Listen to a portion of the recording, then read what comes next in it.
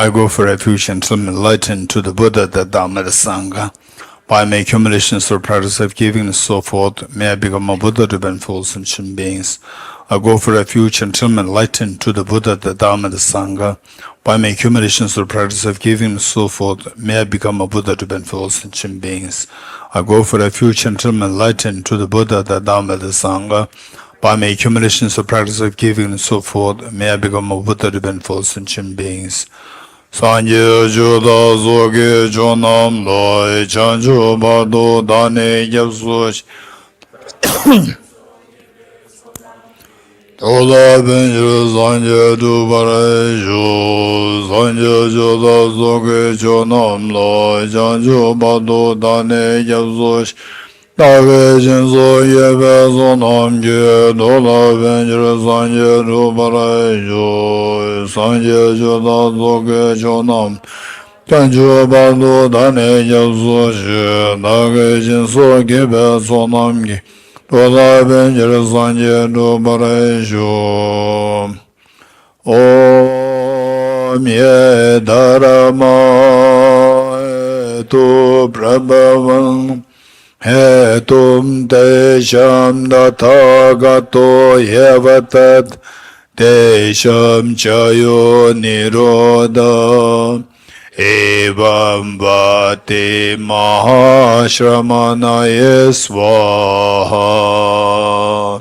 Om ye dharma hetu prabhavam Hetum desham dathagato yavatat desham chayo nirodha evam vati mahashramanaye svaha Om ye dharma hetu Hetum desham dathagato yavatat desham chayo nirodha evam vati mahashramanaye svaha. All phenomena arise from causes. The causes are taught by the Tathagata. The cessation causes as well as taught by the great seer. Okay, if possible, when we recite this mantra, Ye Dharma Hedu Prabhava Hetum Desham Tathagato Hevatat. The first two lines, as the say in your thought, just see if you can gradually make it like a, say, the natural, the say understanding that all phenomena arise from causes like miseries, stress, samsara. All these arise from the causes.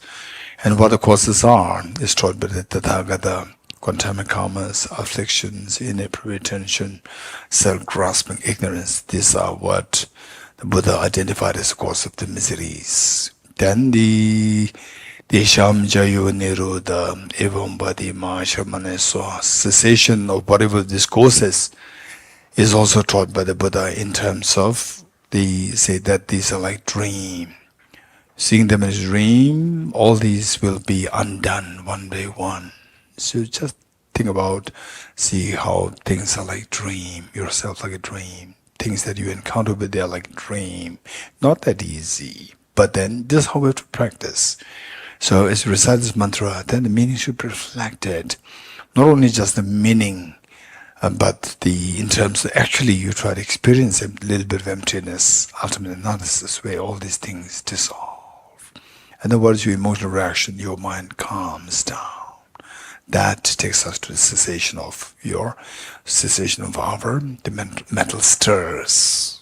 Okay, this is, if you can do that on a daily basis, this is amazing. This itself is going to be incredibly great practice. So, I see that many of us, perhaps wisdom emptiness, to go to this depth is like first time happening in our life, raise hands. And this, to go like this depth, ultimately, not conventional, not is very sad, right? You get stuck, raise hands, first time happening. Okay, very fortunate in ways that Yeah, even in the, say, but we are very lucky that we are studying Arya Nagarjuna's text. So these things you will find in Arya Nagarjuna's text, Acharya Chandrakirti's text, and not really so commonly available in the world. So these great masters, we're very fortunate. Okay, so good, let's continue. We read 19, page number 4, verse number 19. Verse number 19 is rejecting the objectively existent arising. So we talked about, say, the how the universe is operating on the basis of arising and ceasing, arising and ceasing. And you see that you read the compositions of Arya Nagarjuna, like, say, for example, the morning when we read independent origination. Is there anybody who can recite this by heart? Independent origination. Yes, Sherry Pema.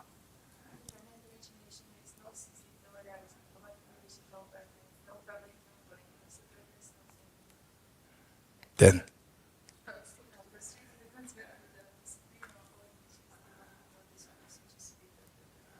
Wonderful. Tinshindala.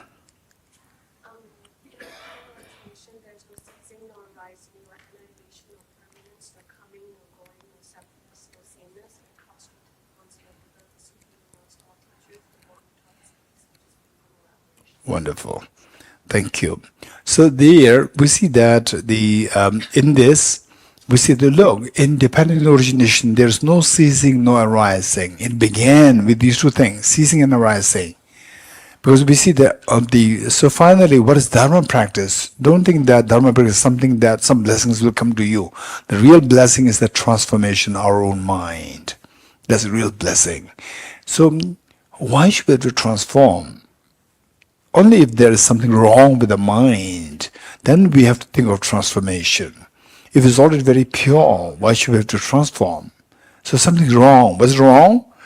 Say where the set of thought paths that we have attracts all the miseries, attracts all the suffering, tension, stress, and so forth.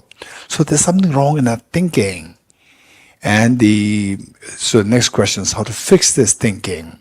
So this thinking, where does it go wrong? Related to encounter with objects. When I encounter with the objects, then okay, say for example, you and your friend goes together, right? And then the person talks to your friend, not to you. What do you feel? Micah, no effect. Anyone else? Say, the person talks to your friend all the time. You're amazing, right? And then it's like you're totally non-existent. You feel excluded, you feel painful. And particularly, let's say, that, okay, this is what oftentimes happens. Say, the person A, you did a good performance, and the person is excellently good. For example, like, let's say with the football, the young boys, right? Football, so say Messi is extraordinarily good, right? Or somebody may be with Ronaldo, extraordinarily good. And then Messi and somebody else, two of them come together, both are in the same team, right? And everybody's talking to Messi. You are just, as though you are totally non-existent. What do you feel? If you are the person, right? If you are the one, you'll feel rejected, you'll feel sad. That then they look, and many people they don't have the sensitivity. They said that Messi, if you're not there, your team will fail. Which means that the other person accompanying you is just hopeless, right? We are being too insensitive. It's not that we are being unkind. You are unaware of. So Bodhisattva's teachings are to be very sensitive to everything. Don't just look, not to just look at one point, but look at everything, holistic. So who's around this person? This person will feel offended. I should not offend this person, right? So Messi, wow, your team. Don't say that Messi, you, right? Your team, include the other person also. Your team is amazing, right? So the point is that, so what happens to us? So we see that there's arising, ceasing, they're all related. So when we interact with the people, then the feelings of hurt, feelings of excitement, craving, the aversion, all these arise when you interact with the outside world. So what is that outside world? So say every time you meet the same person all the time, same age, same clothes, every time same, very static. What do you call it? What's the English word? What is it? The what? Monotonous, right? You see the same person, same age, not aging at all, every year, with the same clothes, right? With the same style like this, all the time. It's very boring, right? So arising, ceasing gives you the change. In the change can not only be always good, right? Good, bad happens. And in a while, because of the good, when something less than that happens, this is bad. You feel hurt. So all this is our weakness. All these weaknesses demonstrated when we interact, when our mind interacts with outside world, right? And then this world is marked by the phenomena of arising and ceasing. If you see the phenomena arising and ceasing like a dream, you are totally free. You interact with the world, you will interact with the dream-like reality.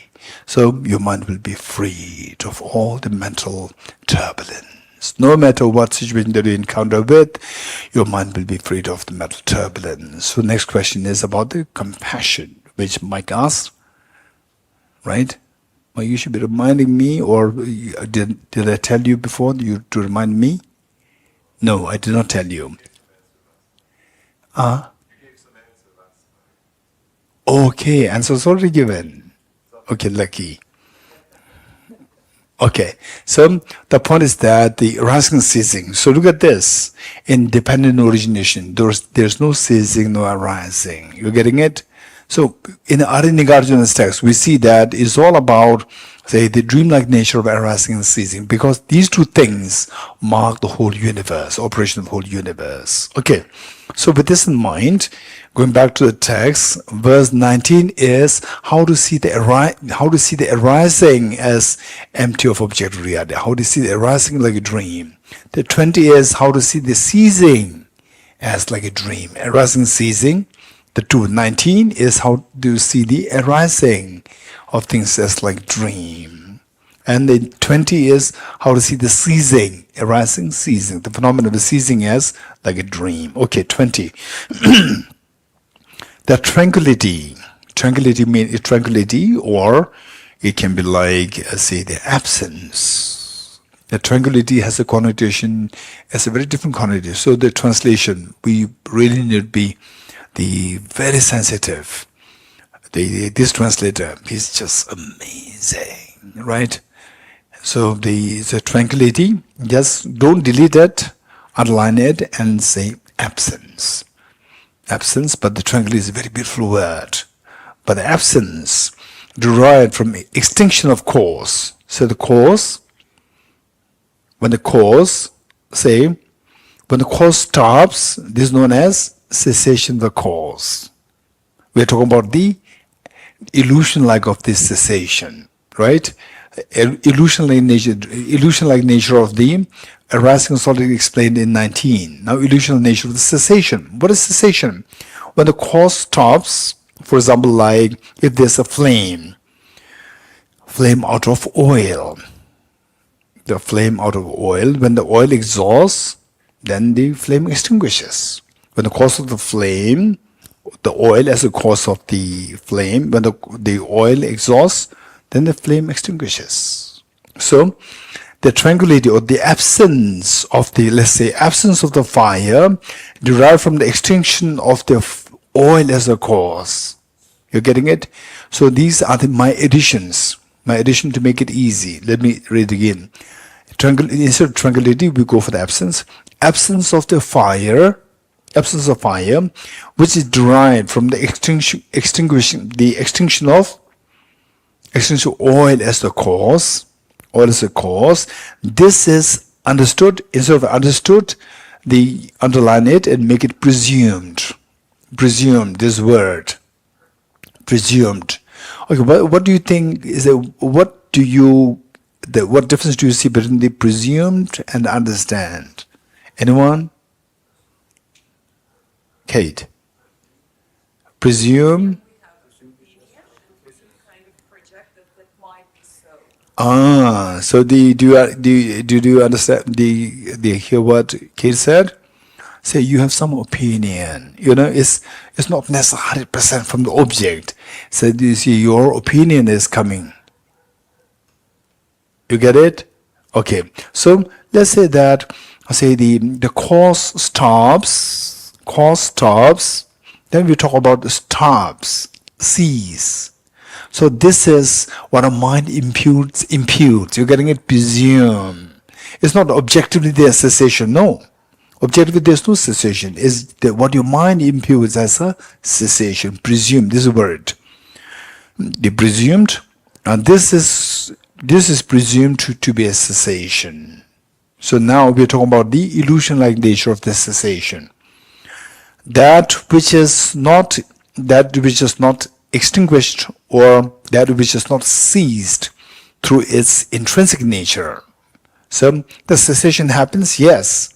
Cessation, does it exist objectively or subjectively? Subjectively, not objectively. So what ceases not objectively? How can that be called as objective? The objective cessation, extinguishment, cessation. So, if it is not objective cessation, then the cessation is subjective. It is subjective, then it is like illusion. Okay. 21. Since there is nothing that arises, there's nothing. Okay, now combine together. Since there's nothing that arises objectively, there's nothing that disintegrates or ceases objectively. Yet the paths of arising and disintegration were taught by the Buddha for a purpose. Okay, now objectively there's nothing there as arising and ceasing. Why did the Buddha taught arising and ceasing? For example, the Buddha taught Four Noble Truths. Truth of suffering arises from the truth of the cause of suffering, which is second truth. So from the second truth, the first truth arises. With the arising of first truth, with the arising of the effect, the cause ceases, arising and ceasing. You're getting it? Arising and ceasing. So the Buddha taught cause and effect.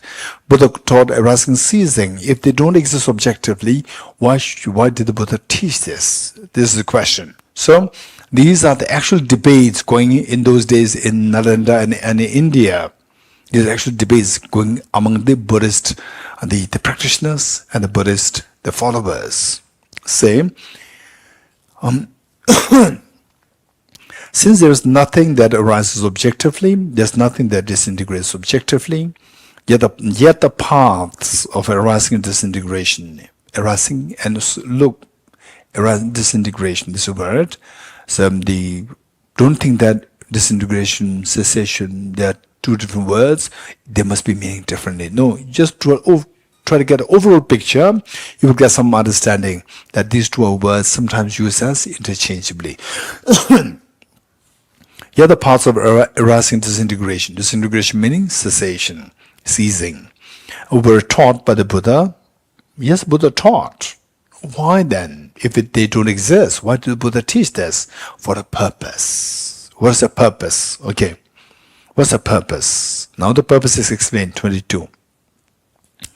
By understanding arising, say, even though arising is illusion-like, say, when we are in sleep, when we are in dream, and we have a nightmare. So, what's the best thing to do? If you have a nightmare, sapna, if we are in a dream, what is the best thing to do? If we are in a nightmare, wake up. This is the best thing to do. But waking up, it'll take time. You're getting it? Say, waking up from the sleep of ignorance will take time. So, they say take time means taking time to wake up, is that in the waking state or in the dream state? Huh? Huh? Are you sure? Wow, Indrajit is so kind. Middle way. It is in the dream state. You're getting it? It's in dream state. So what? Mike and Elias, right? Two of them. We need to be a little more self-confident. Don't trust my face. Micah is very happy. Wow. Okay, don't trust my face. Right? I'm just checking how confident you are. Okay, so it's a waking up. Process of waking up is in a dream state. Right? So in a dream state means you are still dreaming. You are still, seeing the illusion as real. Dream is real. So you are still seeing the arising as object real, ceasing as object real. But there's a benefit. Even to see the arising object real, there's a benefit. What's the benefit? By understanding arising, say in the dream, you see things as objectively arising. Disintegration is understood. Oh yeah, let's say that, okay, is there anyone who likes, somebody who is below 30 or below 30 who likes to volunteer? I'm going to ask some questions, not the serious questions, light questions. Kunal? Okay. Say, okay, Kunal, don't worry. Right? Kunal is preparing. What I'm questioning him. Right? Very personal questions. No, don't worry.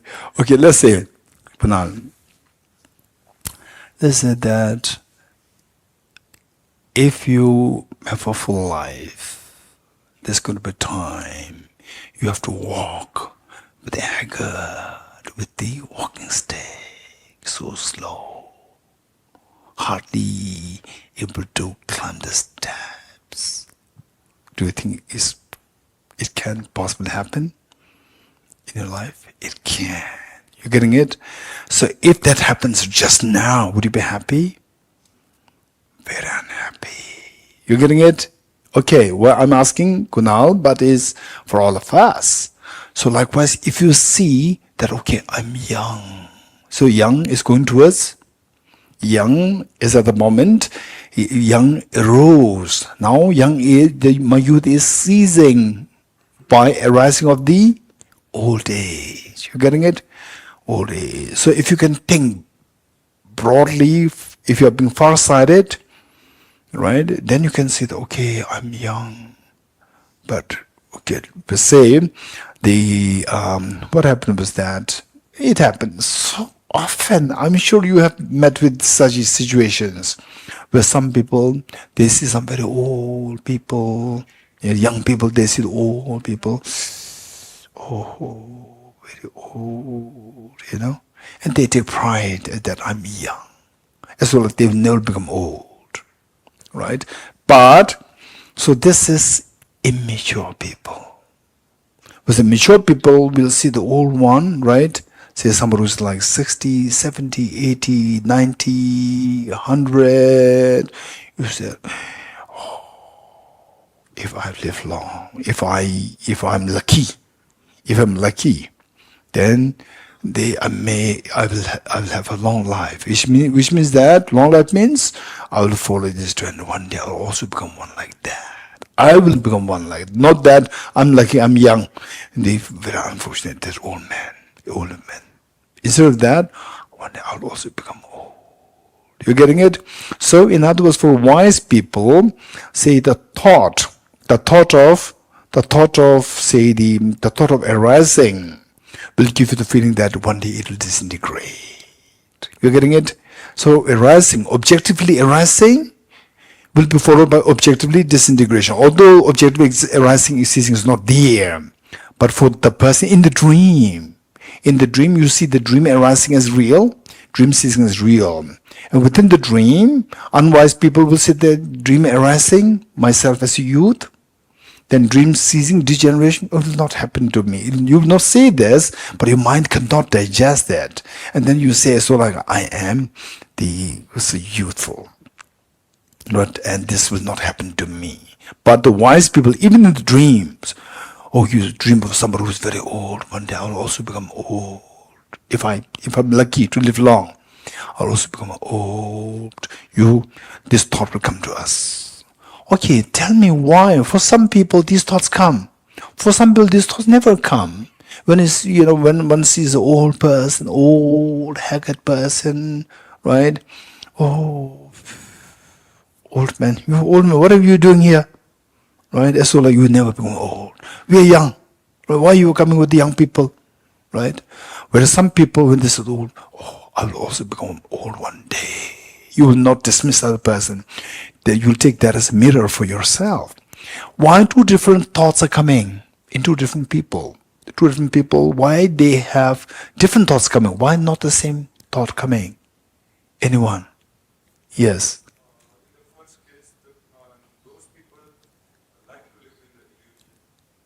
So what makes that person to, both? It's a both. Both sees things object real. It's not that only if you're a Buddhist, you talk about emptiness, then you will realize you fall in second category. No. Even in the non-believers, sensible non-believers, who don't believe in any religion, some people, they already know that when you see the old person, by common sense, you know that one day I will also become old. Right? For some people, this does not hit.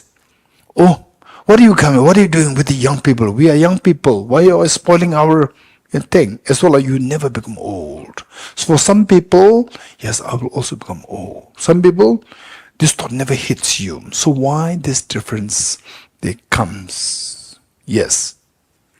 Because one is understanding the process of aging, that phenomena, and I will definitely age. Another person is not looking at that process. Ignorance is bliss.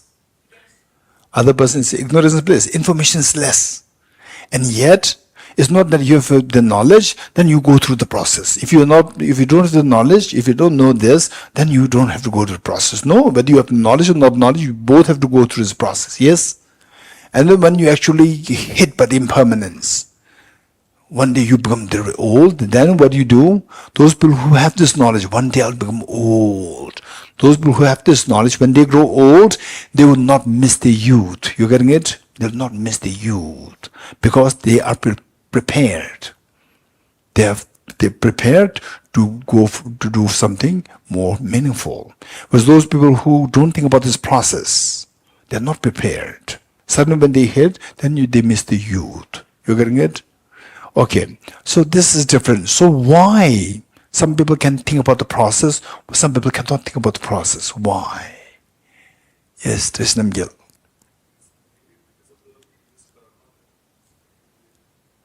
Previous karma. Okay, I'm very unfortunate. I've not accumulated that good karma. Anyone else? Yes.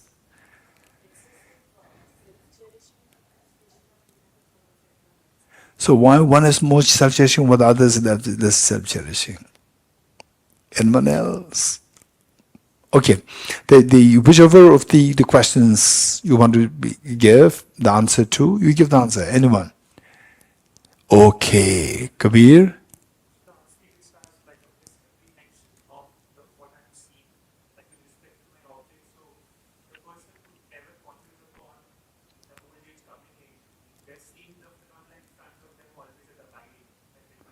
Yes. So why that is happening to that person? If this same person, if these things is changing, then the person will not behave like this, not be dismissive, not being contemptuous of. Okay, so other also, some very young boys and girls, very young, with affluent family, good family, still the impermanence, thought of impermanence hit their mind. How come? Yeah.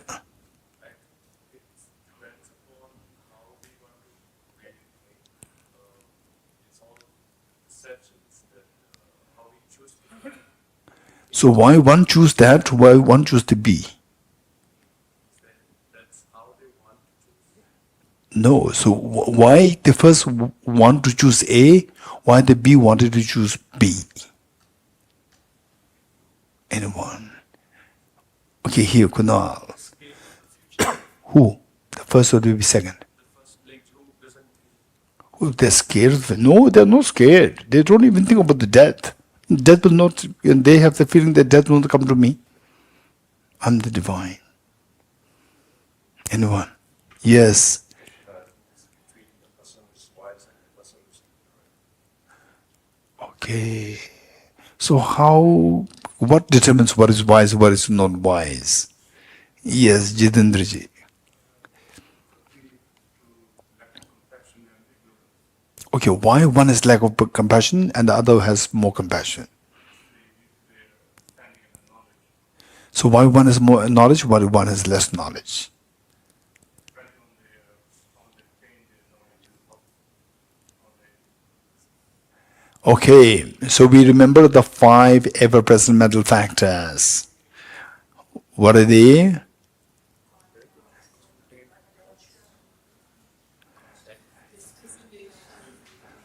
We're talking very high level, and finally, what are the 5 omnipresent, the ever-present mental factors? Again, the contact. What?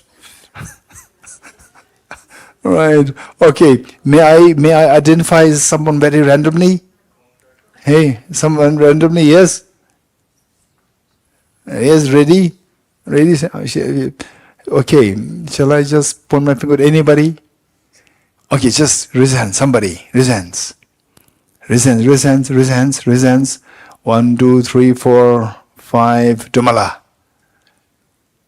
Yes. Yes. Good. Yes. Wow. This is amazing. I can see the confidence there in you. Thank you. Good. Okay. So it entirely depends on, say, the question is how wise one person is more compassionate while the other person is less compassionate. Why one person is more learned, why the other person is less learned. It's all about the, say, the number 1 and number 3, yes, discrimination. It depends on discrimination. And this discrimination is the actual process. So why this discrimination is so good in the person A and not so good in person B? Because of 1 and 2. Information. What's information? Learning. Vast learning, deep learning, rich learning. You getting it? Vast learning, deep learning, rich learning. So contact and attention. These two will pick up the information. So that information, if you can think about, let's say that, and that too, not just knowledge, also try to say yes, of finally it'll boil down to the knowledge. So therefore, if we can think of the 4 seals on a daily basis, all composite things impermanent, including me. You're getting it? All composite things impermanent, including me.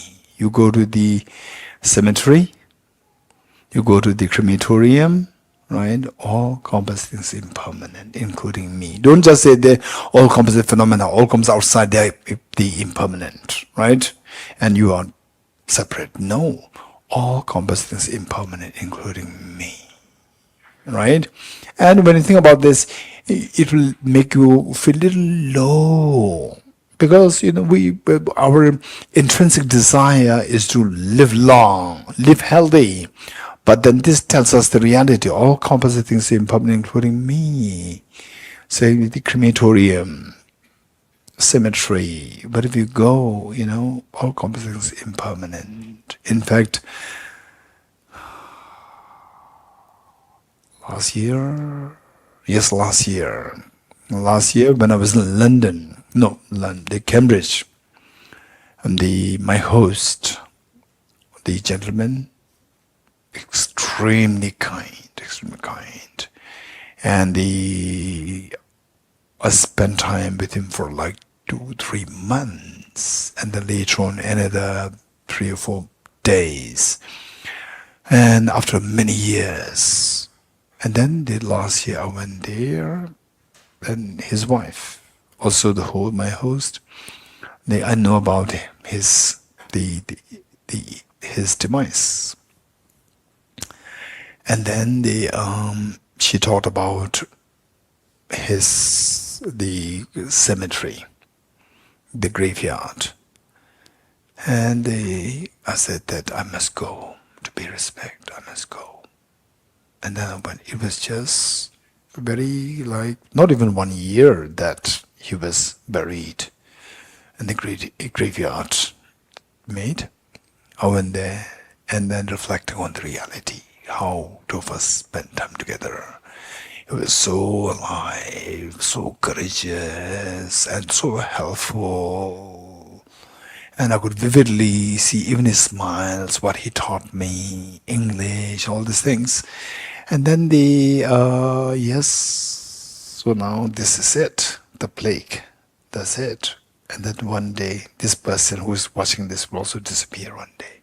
This is reality. So so these are things. The more we reflect on this, all composite things impermanent. Then, I would say you see the arising, it will connect us to the disintegration, and then you will feel more humbled. Your arrogance will calm down. Your ego will calm down. Your attachment will calm down. Okay, so generally speaking, who do you think will feel more attached to one's wealth? One who is, let's say, very young, physically so healthy, and having let's say what, $1 million in the bank, versus another person who is now knows that I'm this last stage cancer, I'm leaving now. Right? Knowing this, and then the $1 million at the bank, which is the true person you think will have more attachment? Generally speaking. Kabir? First person. How many agree with Kabir? Generally speaking. But specific instances there. Right? Specific instances there. For example, I remember when I was just 20 or 21 years old. Say, how many of you have been to Sara? Raise hands. How many been to Sara College here? How many been there? Raise hands. 1, 2, 3, 4, 5. You have not. Others have not seen Sara College. You must go. It's a beautiful place there. And 2000, not 2000. Oh yeah, no. 1988, 89. How many years ago? 1989, 1990, 1990, let's say 1991. How many years ago? Huh? 32 years ago. 32. Wow, time flies. I was 21, 22. And my teacher, it was a barren land. Is it barren? It's not barren. What's that like, Umar? Lots of building, beautiful. 32 years ago, it was a barren land. And not this young boy, this old man, those days, young man. Young man was there, drawing on the graph paper, the building structures. My teacher gave me the responsibility, right? And I did not have Sundays. Saturday evening, my teacher said, Dorji, Damdul? No, he would call me Dorji. I think Dorji. Dorji, tomorrow you'll come with me. My Sunday gone. Sunday is the only time we have holiday. That's gone. So I have to go with my teacher. And Sara is a barren land, and no, what is that? No Starbucks, nothing. Right? Not even water. You can hardly get water also. And tea, you're lucky if you get tea, right? And my teacher was already in his 60s, and I was just 20, 21. And then my teacher, sometimes I would be a little grumpy that I lost my Sunday, number one. No tea, nothing. Barren, very hot, cold, extremely hot in the April. And then I would see my teacher, lucky, there's one tree there, amla tree, one tree. Under the shade, we're sitting, and my teacher would go towards the sun, and in the sun, he would just forget that he was under the sun. Then he would plan, and he would just sketch something on the floor, on the ground. On the ground, sketch something, and I have to note what he's writing. And then I have to make everything, produce everything on the graph paper, huge graph paper, the design. Then I have to take it to the proper architect. And the architect doesn't really have to come to the ground. He looks at my graph, the design, and then he will draft the whole architectural design based on the material that I give him, information that I give him. What is it? Why is it?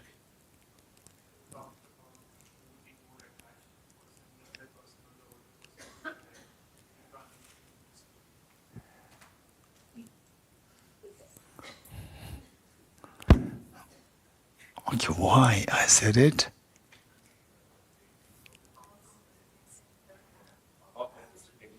All composite things are impermanent. Oh yes, including me. Yes. Okay. Oh, still I couldn't connect it too well. Okay, it doesn't matter. I don't know why I shared this. Okay, now back. You have to tell me how I connect it. Impermanence. All composite things is impermanent, including me. You getting it? Say once in Devon Lawson Monastery, I must be in my mid-20s. And one of our senior monks from my group, he was in the hospital and in his last days. And there was one senior monk who came from America, from our same group, who used to live in America. He came, and I, in my mid-20s, I was the caretaker of the whole, the Kansen. I guess Gandharva's son is among there now.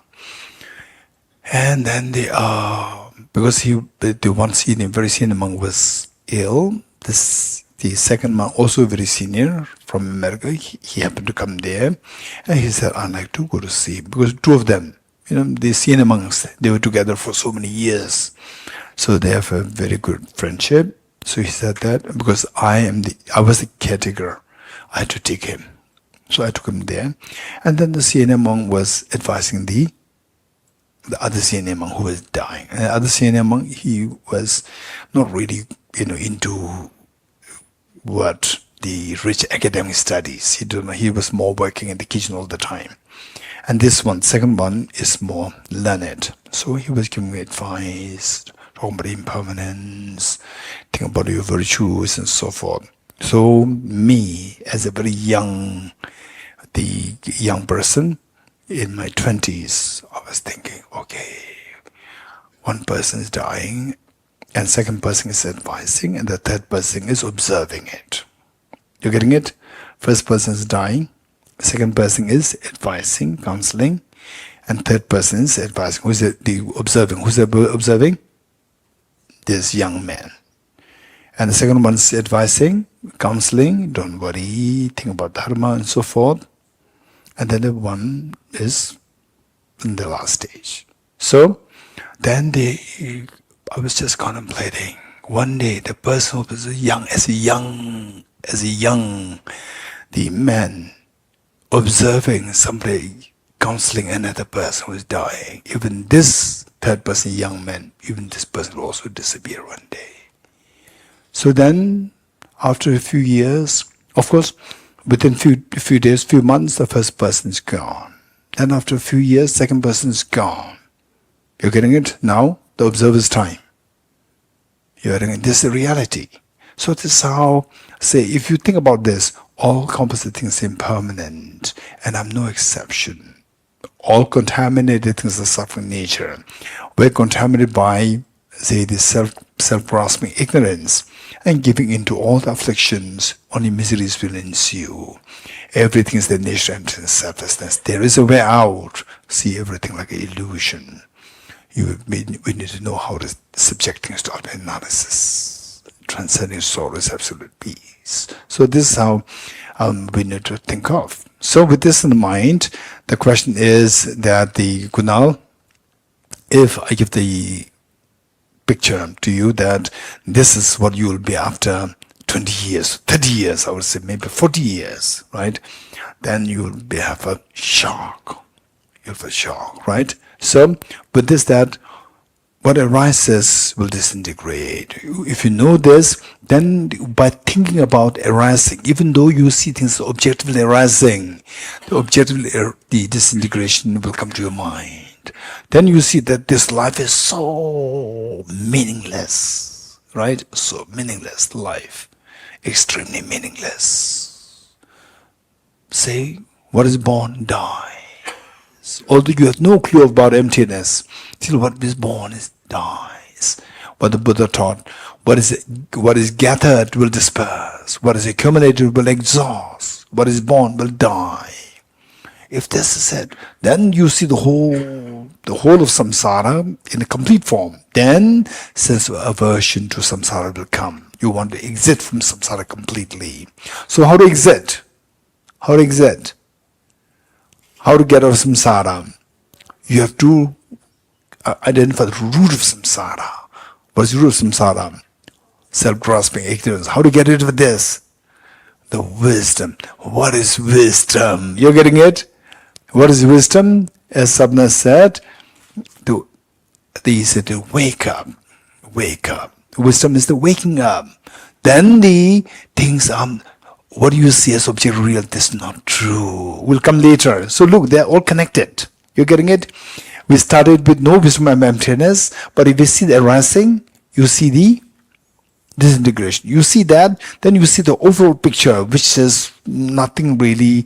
The way, for example, is saying that the younger ones, we all need to also think of this one. Say we have, say some people who have very successful youth, wealth and every popularity and everything, and then they say 40, 50s, then everything simply, they went downturn. You know about these things? So what do you think? If you are that person, what do you think of the whole world? It's so gloomy, so shallow, so meaningless. You're getting it? Then you will think of, if you're wiser, you will think of, if you meet with such teachings, then you will think of how to get away from these miseries. Then you identify the root. What's the root? Self-grasping. How to get rid of this? You have to see the wisdom. What's the wisdom? That everything is illusion-like. How can I know this? So look, they're all connected. You're getting it? So within the dream, it will take you to how to wake up from the dream. That is precious. So this is purpose. What the Buddha taught, yes, you see the arising is object real? Okay, yes, this arising.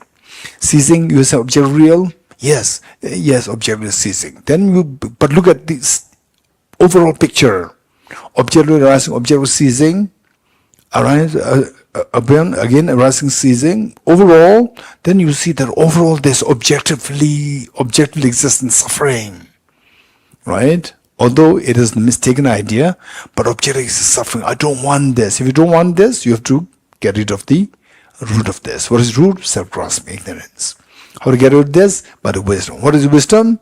To see that nothing is objective real. Oh, it's very shocking, right? It's very shocking because thus far, all what took me there is by seeing things objective real. Now, I have to see that seeing objective real is the problem. Is the root of the problem. So that connects us to the wisdom. Okay, 22. Page 5, verse 22. By understanding arising, what? By seeing things as objectively arising, the objective existence disintegration is seen. By understanding disintegration, impermanence is understood. You're getting it? All composite things are impermanent. Then I'm no exception. You have to add this. Okay. By understanding how to engage with impermanence, the sublime dharma is understood as well. Seeing impermanence, I'm heading towards miseries. So how to get away from this? get away from the root of the miseries, self-grasping ignorance. How to get away from this? See the dharma, ultimate dharma, which is the with emptiness. So the sublime dharma is understood as well. Sublime dharma is the understanding of the emptiness. Okay. It's for this reason that the Buddha taught that whosoever sees dependent origination will see the dharma. Whosoever sees the dharma will see the Buddha. Right? Okay.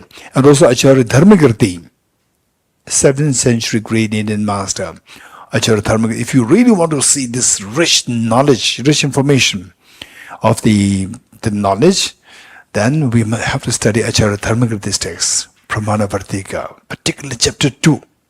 Chapter 2. Chapter 1 is more like logic, which is extremely good, but we require a lot of training in that. But chapter 2, if you study it, you can get it. Chapter 2, we have to study this to get the overall picture of the reality of samsara and how to get away from the samsara.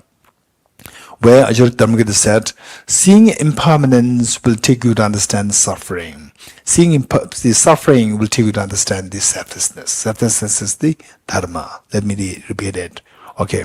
Seeing impermanence will make you to see the suffering. Seeing suffering will make you to see the dharma. See the selflessness. So these all go in the same line. 23. Those who understand the dependent origination to be utterly devoid of arising and disintegration. Now, if you see the dependent origination well, then you see how things really exist. Really exist meaning in the eyes of ultimate analysis. So there, arising and disintegration, you see them as empty of objective reality, to be utterly devoid of objective arising and disintegration. Those who have such knowledge will cross the oceans of samsara of dogmatic views. Dogmatic views meaning the wrong view, which believes that things exist objectively. This is known as the dogmatic views. Wrong views that things exist objectively. You can cross the ocean of samsara, which are led to which we are led to by the dogmatic views. You cross that and you are freed. 24. Ordinary beings ordinary beings who hold at entities, meaning who hold at objective entities, who due to distortions of existence and non-existence. What is distortion? Distortion of existence as objectively existent and distortion of non-existence as objectively existent, are therefore under the domination of false of afflictions. So, in other words, distortion of the reality of existence and non-existence is the self-grasping ignorance. This self-grasping ignorance gives rise to all the afflictions. They are therefore under the domination of all sorts of afflictions. They are being fooled by their own minds. Okay, so we are in samsara. We have sickness, aging, death, tension, depression, anxiety, so forth. All these things happen. Why these are happening? Because of the effects of the quantum karmas. How do we accumulate quantum karmas? Because of afflictions. What made you to go into the afflictions? Because of the self-grasping ignorance. What is that self-grasping ignorance? Viewing things objectively real. And who forced you to believe in things objectively real? Nobody forced me. Yes? Nobody forced me. It is some self-imprisonment. Right? Say you are in a dream. You are in a dream. By the way, how many of you have dreamed of being in a prison? 1, 2, 3. Okay, this is interesting. When was that prison created? When was that prison created? That prison of the dream prison, when was that created? In the dream or in Yeah. reality? No, what is it? Your prison dream. Don't know. You don't know. Right? Who created that?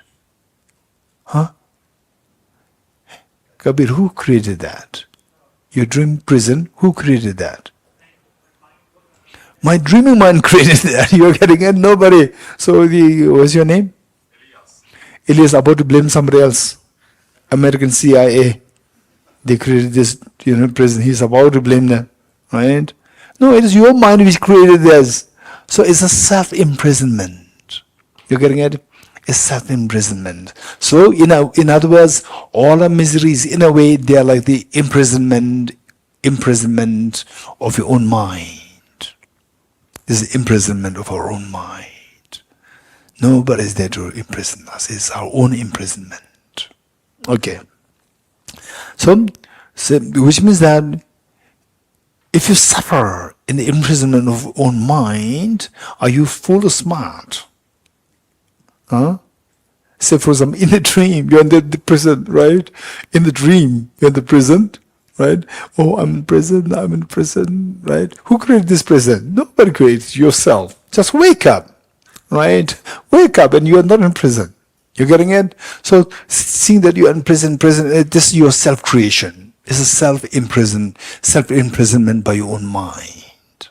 Okay. So therefore, self-imprisonment by the mind is wise or the fool? Fool.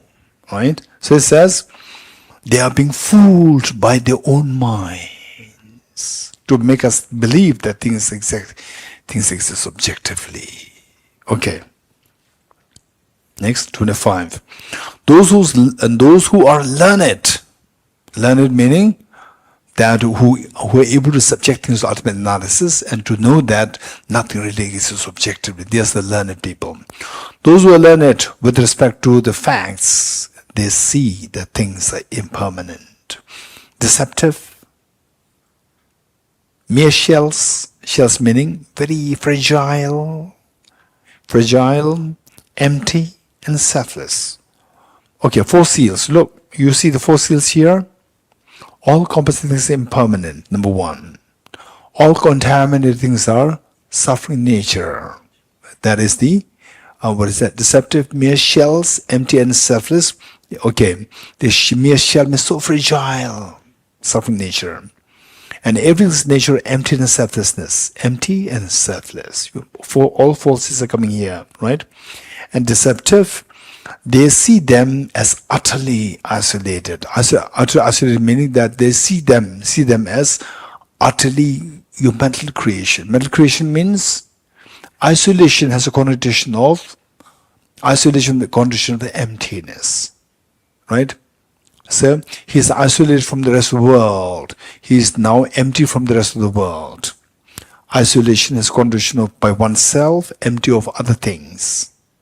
This is the meaning of the isolation. So here, isolation, I would translate it as like, instead of isolation is like, the word, the utterly as Vempa is empty.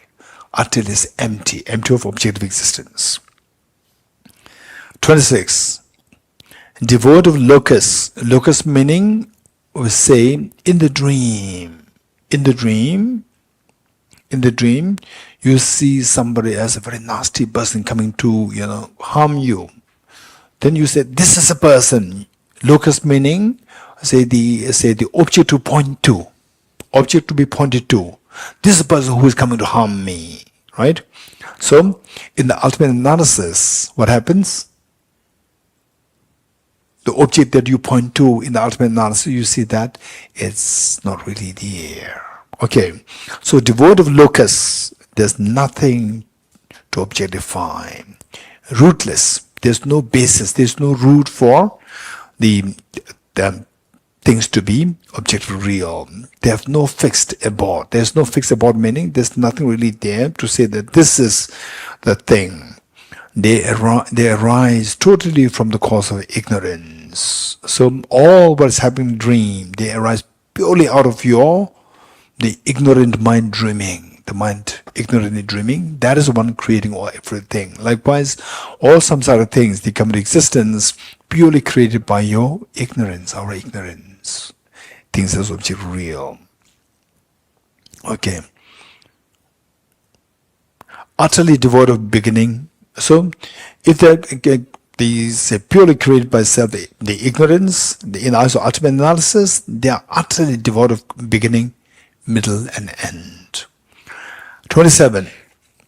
Like a plantain tree, they have no essence. Everything, for what we discussed earlier, so like, okay, how many are little condensed? Or how you convince, and how many you are little mentally, something happened inside, right? Something happened inside, to feel something inside, that okay, the maleness, femaleness is not really there. Something uneasy thing came to your sense. Yes, yes, yes, yes. This very precious, extremely precious. You getting it? Extremely precious. So likewise, young, old, right? On that level, it doesn't make any sense, right? Resents something, you think that I'm very young, right? Oh, now I'm as old as these people, right? I'm the same, right? Something hits you, right? It is like, say, some people, I have some friends who say that they are very honest. They say that I was already in my 40s, which means my friends, right, my neighbors during my childhood, my neighbors, there were some girls, they were already in their 40s, around my same age, right? And then they would say that, Geshe-la, I never grow older than 30 years old. When somebody asks you, how old are you? I'm 32. And next year again, somebody asks you, how old are you? I'm 32. Next year, how old are you? I'm 32. So they say, I never grow older than 30 years. You getting it? Which means they don't want to. They don't want to. You getting it? Okay. So for me, to be very honest, like 30. Yeah, I know that. And deliberately one time. There's one of my nieces. Two of us were what do you call it? Same age. What do you call it? Age group, right? Huh? Peers. Same age. What do you call it? Age group. Huh? Same vintage. Peers, right? And then so we were in our say late 30s, and she always tried to make herself younger. And when two of us together, somebody asked me, Geshe, how old are you? I was say I'm 40. If I'm 40, she's also 40. She knows that, right? So she would say, no, Geshe, you're not 40, right? Because she wants to be younger. And Geshe, you are not 40. Okay. So, but when I hit 50, then something happened. Something happened, meaning psychologically. Oh, no way. You're getting it? Okay, till that point, I'm lucky. It does not hit, right? Okay, yeah, so what? But 50? No, something hit, right? Okay. So those who hit 50, did you have the same feeling? No feeling. Huh? No one. Huh?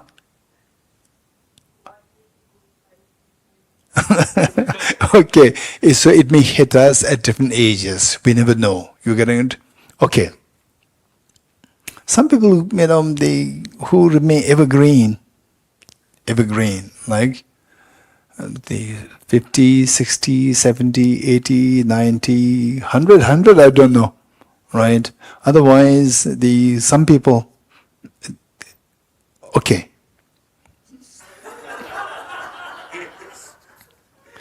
Okay. So when we see that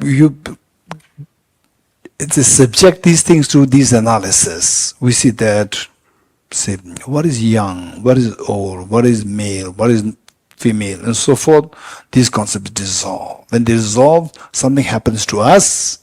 This is extremely precious. Extremely precious. So these challenge our innate afflictive false ignorance, which thinks that things are objectively male, female, objectively young, old, objectively this, that, and so forth. That is being challenged and reflected in the form of uneasiness coming in you. This is so precious. Okay. And then the effect is very gradual. Taking the medicines, tuberculosis medicines, no medicine at one particular time, no one medicine, taking one dose. This dose helped me. No, collectively will you feel the effect of this. So every day you take the dose of this meditation on emptiness every day. And meanwhile, expand your studies.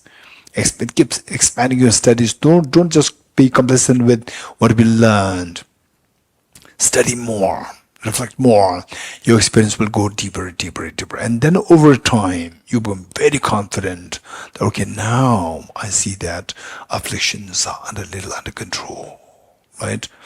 Earlier, say for example, I can easily feel excited. I can easily become so angry, agitated. Now the emotions are under control. Okay, so 27. Like a plantain tree, they have no essence. Objective, there's nothing really there. And they resemble the city of Gandharvas. Gandharvas meaning also referred to as the smell eaters who survive on smell. And Gandharvas, it is said that Gandharvas are the beings. The beings, it's a non-human.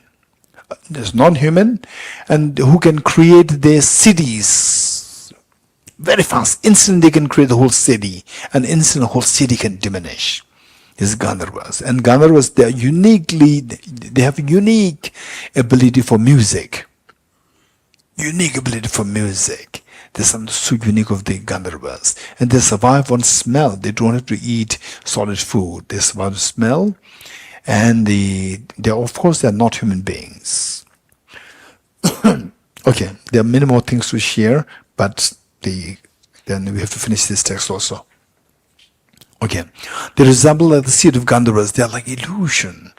And thus, this dreadful world, a seed of ignorance, appears like a magical illusion. All these things, suffering, aging, death, tension, depression, and the COVID-19 and so forth, these are all, you see that them as like illusion. Okay. Okay. Yeah, we'll stop here.